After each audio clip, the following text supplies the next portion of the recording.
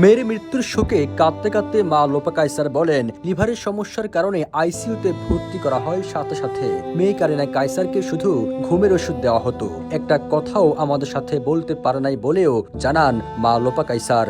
আক্ষেপ করে তিনি বলেন, আমার ফুলের মতো হাসি খুশি মেয়েটা, যে মেয়ে কথা বলার আগে হাসতো, সেই মেয়েটার লিভারে কষ্ট ছিল।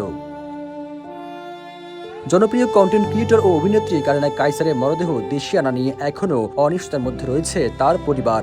মা লোপা কায়সার জানান, কাগজপত্র অন্যান্য প্রক্রিয়া শেষ না হওয়ায় নির্ধারিত ফ্লাইট ধরা সম্ভব হয়নি। তিনি আরো জানান, এখনো আমরা জানি না, তবে অনেকগুলো প্রসেস আছে, এই প্রসেসগুলো সম্পূর্ণ করে ফ্লাইট ধরতে পারলেই তখন বলতে পারবেন বলেও জানান মা লোপা কায়সার। 5+ স্টার রেটিং প্রাপ্ত দেশের সর্বোচ্চ বিদ্যুৎ সাশ্রয়ী ওয়ালটন এসি। স্মার্ট কমফোর্ট এখন নেক্সট লেভেলে। একটি জাতীয় দৈনিককে দেওয়া এক সাক্ষাৎকারে মা লোপা কায়সার আরো বলেন, প্রথমে জানতে পারলাম আজ কোনো ফ্লাইটই নেই, পরে হাই কমিশন থেকে বলা হলো দুপুর 2:45 একটি ফ্লাইট আছে, তবে এখনো নিশ্চিত কিছু জানান না বলেও জানান তিনি। সবুজ আলম, নিউজ ডেস্ক, ইত্তেফাক।